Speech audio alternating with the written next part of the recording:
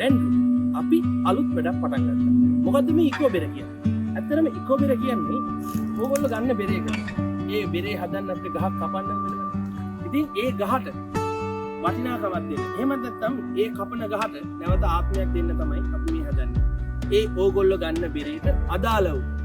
හිතන්න ඕගොල්ලෝ ගත්තා කොහොඹ බෙරයක් යට බෙර.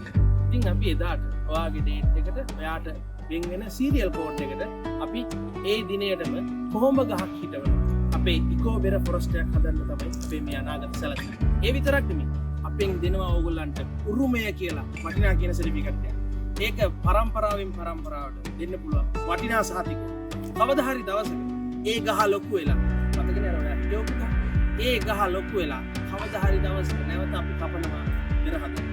එදාට ඔයාගේ උරුමය සර්ටිෆිකට් එක තියෙන උරුමකාරයාට අපි ෆ්‍රී බෙරයක් දෙනවා.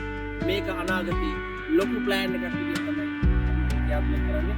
ඉතින් හුස්ම ගන්න ඒ වගේම තමයි අනාගතයට උරුමයක් වටිනාකමක් තියෙන ලෝකෙටම අංක 1 දැන් අපි විතරයි මේ කන්සෙප්ට් එක මේ වගේ බෙස්ට් ප්‍රොජෙක්ට් එකක් ලෝකෙටම ගෙනල්ලා. ඉතින් අපිත් එක්ක එකතු වෙන්න මතකනේ ඉකෝ බෙර නාමය ඉකෝ බෙර